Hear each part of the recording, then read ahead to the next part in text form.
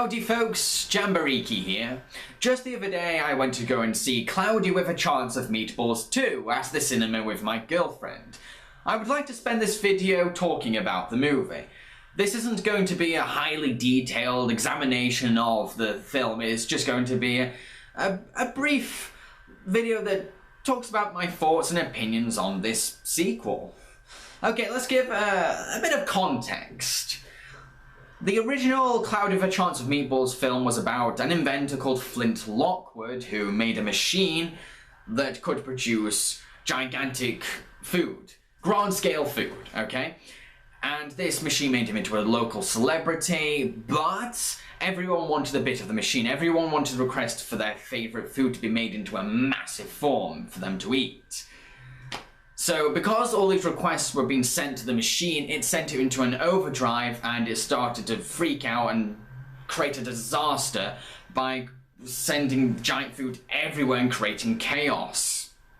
So Flint had to go off and destroy his own beloved invention. By the end of the film, he does stop it.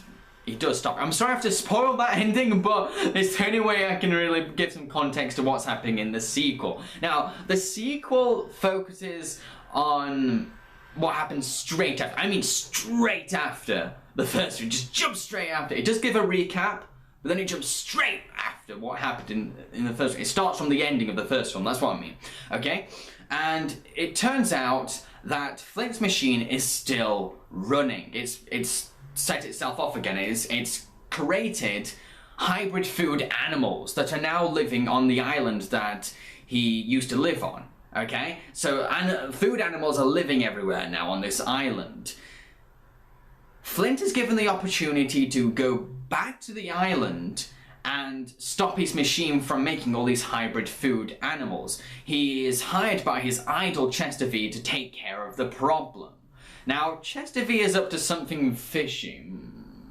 I won't go into detail what he's doing, but he's up to no good. So, without Chester's permission, Flint grabs help from his good friends Brent, his girlfriend, Sam Sparks, his dad, a very talented fellow called Manny, and a courageous cop called Earl. They go off to the island to go and stop the machine. The thing is, though, Flint's friends are starting to realize something. These hybrid food animals are living creatures with feelings, with lives and family. So Flint is divided. He wants to accomplish this mission and gain respect from his idol Chester V, but he also doesn't want to upset his friends because his friends are starting to convince him, saying that look, we can't stop these and we can't destroy these animals. Look at them, they're alive, they're living creatures, okay? So he's kind of like divided. It's a lot for him to take in. Okay, so I'm going to talk about what I think of this film. Let me explain, because I think that Cloudy with a Chance of Meatballs is fantastic. The original, I'm talking about the original. I really love the original film because it has a touching romance that's believable, has a very moving father-son plot. It has consistently funny jokes in the film. It's just constantly funny. Throws a gag after gag after gag. Really great sense of humor as well.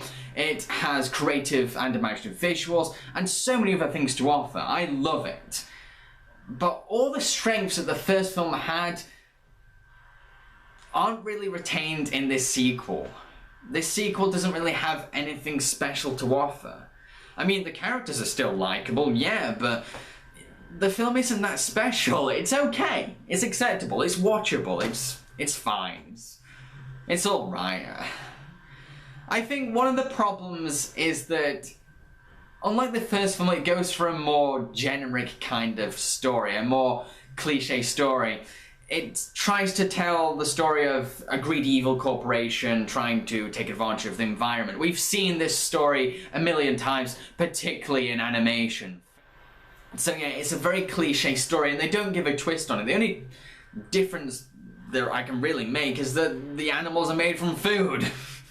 So yeah, it's a very cliche story and it doesn't preach. I don't think it's not that preachy, but it's a story we've seen before and I'm kind of tired of this story by now. Yeah, and the villain isn't very special or memorable either. I mean, he's got things to him, like he can clone himself, he can create holographic clones of himself, which sets up some very inventive set pieces, and he moves in a very odd way. But he doesn't have much personality. He's not that... He doesn't stand out. I didn't watch him thinking like, oh yeah, he's definitely on like my whole hall of fame for greatest villains. Yeah, he's just a typical bad guy. And you know this weird wobbly thing he does? He moves around like a serpent to kind of reflect how manipulative and strange and suave he is. But the thing is, it is clever at first, it is kind of cool at first, but it gets annoying. It gets really annoying as the film goes along. Because eventually, like, oh, that's really cool, I like how he's moving. Okay, right, that is obnoxiously irritating. Stop it. Stop it. He's like...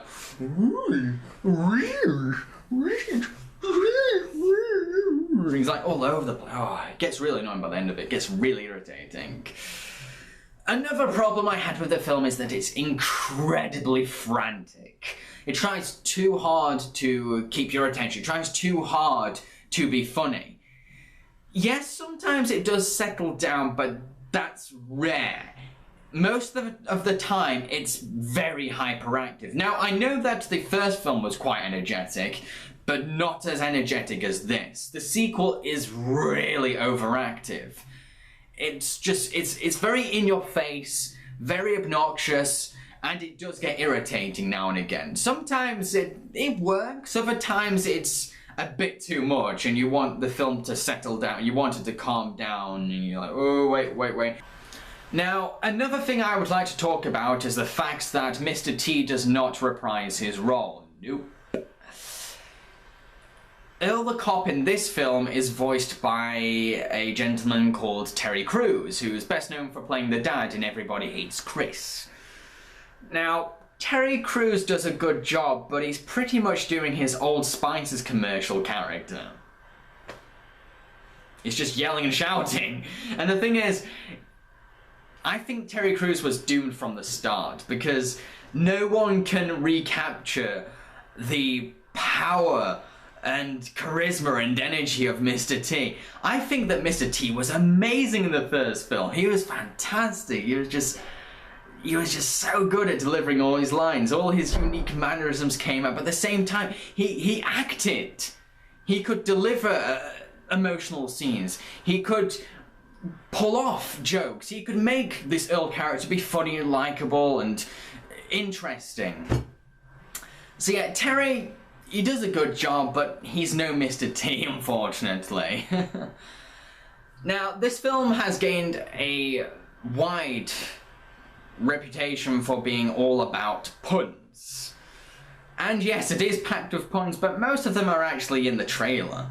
Really, there's not much else for the pun-wise for the film to offer. There's not many other puns. Most of them are in the trailers, they're on the posters, they're all over the place. Like, so there's nothing, no other new puns. So that's fortunate and misfortunate, because yeah, we're used to the puns by now, so they're not going to be as annoying, but there's not that many other new or clever puns on offer. Most of the puns are based around how some food animals are a mix of food and animals. Simple as. Now, these hybrid food animals are cool. They're creative, I guess. They're cool. I liked how they're all built around peace and harmony. And they're happy to work together. I liked that. That was kind of sweet. I liked that. So yeah, the food animals are cool, but the saving grace of this entire film is one particular food animal called Berry, the talking strawberry. He is awesome! He is adorable, he's charismatic, he's cool, and he's incredibly funny. His dialogue may be limited to adorable gibberish, but he's just so cute and hilarious. He's great. He has some really fantastic scenes that made me like stomach stomach hurt laugh, like laugh. I was like, oh man, that's brilliant. So yeah, he's real funny. He gets his own kick-ass moment at the end of the film. He's fantastic. I think he deserves his own film, his own series, Berry the Strawberry. He's just awesome. If you do go and see this film, go and see it for Berry the Strawberry. He's fantastic. I love him. He's the best thing about this film. So yeah, Cloudy with a Chance of Meatballs 2. It's okay. It's watchable. It's decent.